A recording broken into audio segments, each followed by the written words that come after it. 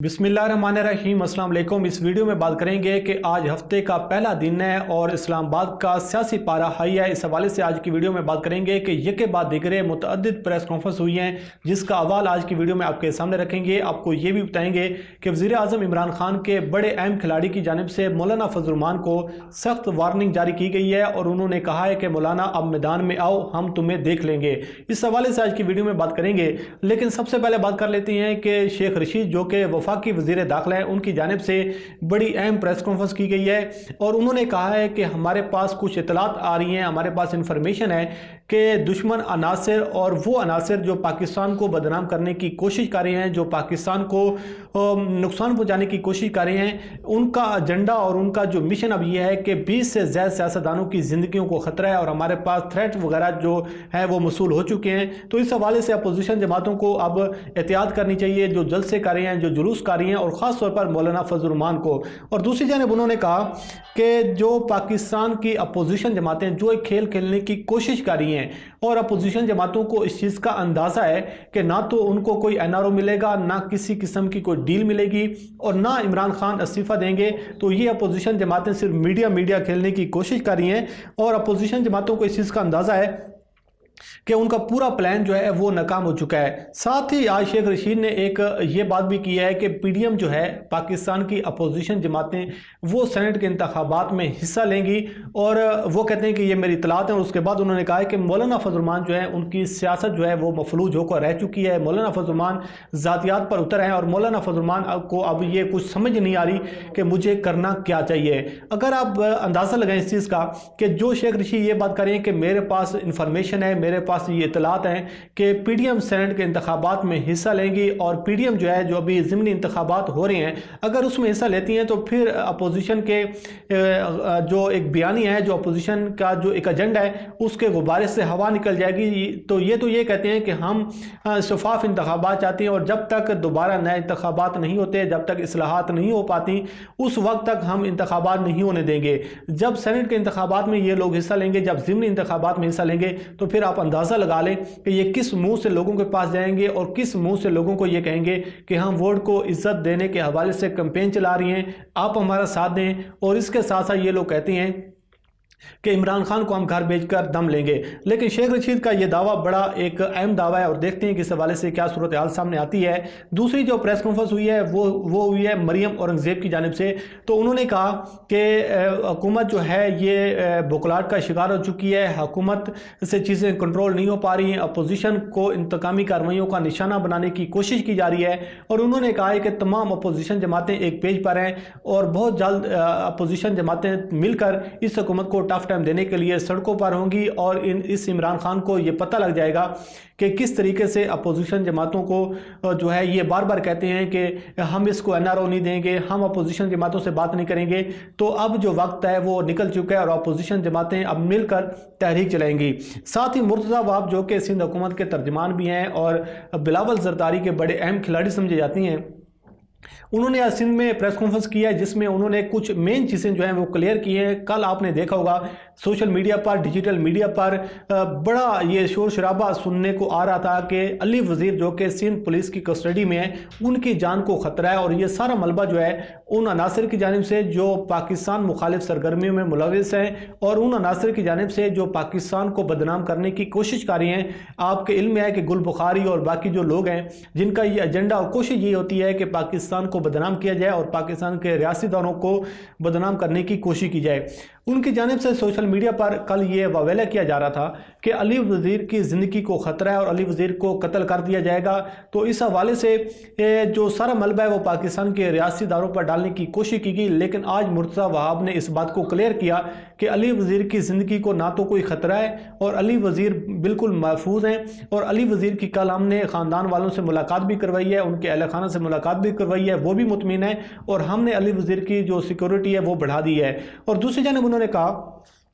کہ علی وزیر کا جو معاملہ ہے یہ عدالت میں ہے، ان پر مقدمات ہیں اور قانون کے مطابق کارروائی ہوگی، تو اس کو ایک سیاسی رنگ دینے کی کوشش کی جا رہی ہے، کیونکہ ہم پی ڈی ایم کے اتحادی ہیں، تو یہ تاثر دینے کی کوشش کی جا رہی ہے کہ پی ڈی ایم میں کوئی اختلافات ہیں، پی ڈی ایم میں کوئی اختلافات نہیں ہیں، لیکن علی وزیر کے معاملے پر صورتحال یہ ہے کہ قانون جو ہے وہ فیصلہ کرے گا اور قانون اپنا راستہ اختیار کرے گا۔ ساتھ ہی علی امین گنڈا پور اور فیصل واوڈا نے آج پریس کانفرنس کی ہے پی آئی ڈی میں، اور انہوں نے کہا ہے مولانا فضل الرحمان کو، فیصل واوڈا نے، کہ مولانا صاحب اب آپ ہمت کریں اور جرأت کا مظاہرہ کریں، اب آپ اسلام آباد آئیں اور اب آپ میدان میں آئیں اور ہم آپ کو دیکھ لیں گے۔ بہت باتیں ہوگی، بہت ساری چیزیں ہوں گی، آپ کا یہ کام ہے، آپ کا یہ وتیرہ ہے کہ آپ پاکستان کے ریاستی اداروں کو دھمکیاں دیتے ہیں۔ جب آپ کی چوری پکڑی جاتی ہے، جب آپ کی کرپشن پکڑی جاتی ہے، تو آپ کا کام یہ ہوتا ہے کہ آپ دھمکانے اور بلیک میلنگ کے حوالے سے کوشش کرتے ہیں۔ تو اب آپ ہمت کریں اور جرأت کا مظاہرہ کریں اور آپ اسلام آباد آئیں، ہم آپ کو دیکھ لیں گے، نہ تو اب آپ کو ڈیزل کے پرمٹ ملیں گے۔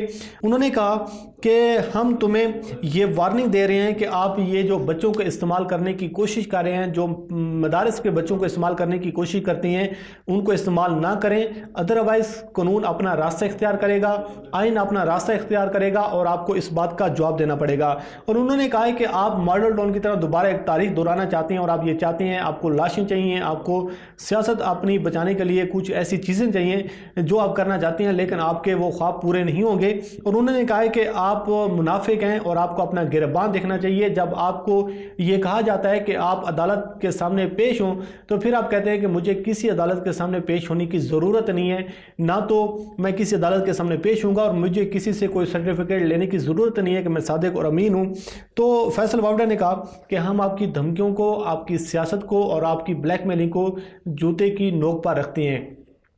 اس کے ساتھ علی امین گنڈا پور نے کہا کہ میں اب مولانا فضل الرحمان کو عدالت لے کر جاؤں گا، قانونی جنگ اس کے ساتھ لڑوں گا، اور میں نے مولانا فضل الرحمان سے 3 سوال پوچھے تھے، مجھے اس کے ابھی تک جواب نہیں دیے جا رہے، اور میں نے اپنے قانونی ماہرین سے بات بھی کر لی ہے۔ اور میں نے پہلا سوال یہ پوچھا تھا کہ آپ کی اجیت دوول کے ساتھ کیا معاملات ہیں، آپ کی اس سے جو میٹنگ ہوئی تھی کس حوالے سے ہوئی تھی، اور اس حوالے سے آپ بتائیں۔ دوسری جانب انہوں نے کہا کہ جو مولانا فضل الرحمان کا آزادی مارچ ہوا تھا 2019 میں، اس دوران بین الاقوامی قوتوں سے مولانا فضل الرحمان کے رابطے تھے اور کشمیر کی کاز کو نقصان پہنچانے کی کوشش کی جا رہی تھی۔ یہ علی امین گنڈا پور نے دوسرا سوال اٹھایا۔ اور تیسرا انہوں نے کہا کہ مولانا فضل الرحمان پاکستان میں شیعہ سنی فسادات کروانے کی کوشش کر رہے تھے، اس کی سازش کر رہے تھے۔ یہ 3 سوال تھے جس کے حوالے سے وہ کہہ رہے ہیں کہ ہم جواب مانگ رہے ہیں، مولانا فضل الرحمان جواب نہیں دے پا رہے، اور اب مولانا فضل الرحمان کو میں عدالت لے کر جاؤں گا۔ ساتھ ہی انہوں نے کہا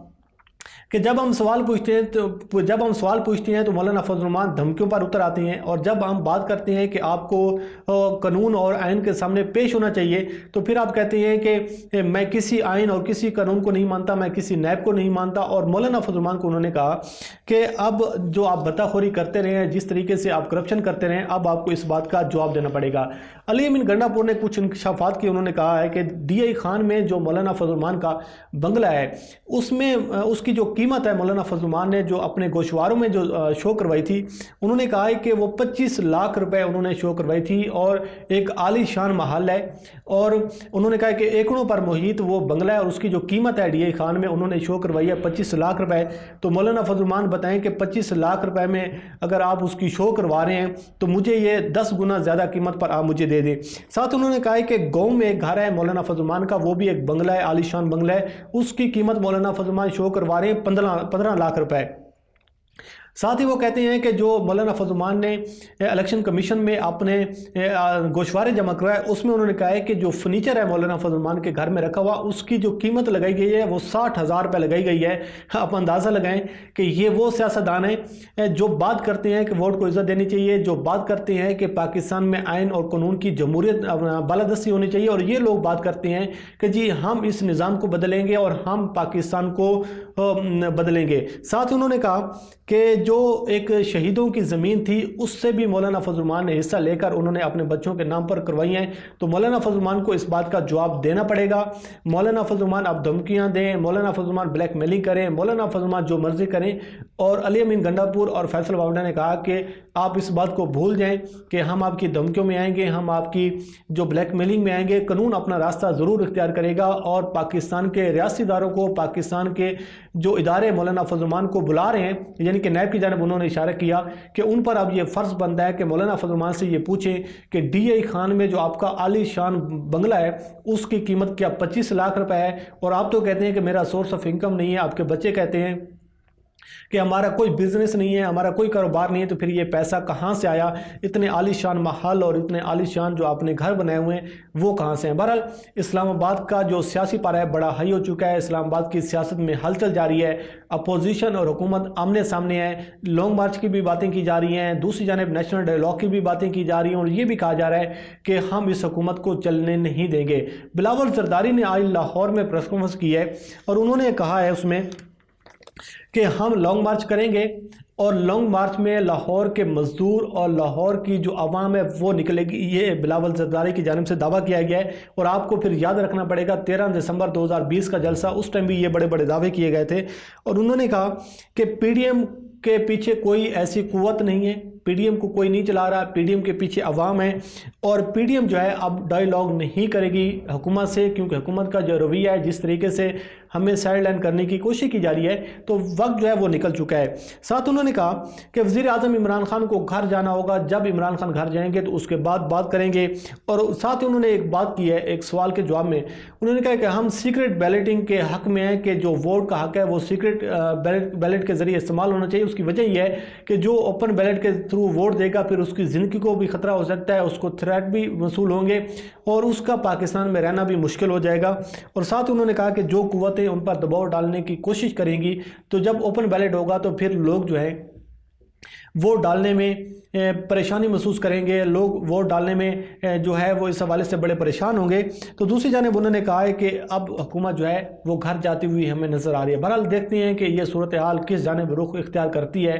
اس سے آپ کو آگاہ کرتے رہیں گے، اور حکومت جاتی ہے یا نہیں جاتی، لیکن اسلام آباد کا اور شہر اقتدار کا سیاسی پارہ وہ ہائی ہوتا ہوا نظر آ رہا ہے۔ اب اس حوالے سے آپ کو آگاہ بھی کرتے رہیں گے۔ اللہ کریم آپ کا حامی ناصر ہو۔ مجھے دیجیے اجازت، اللہ حافظ۔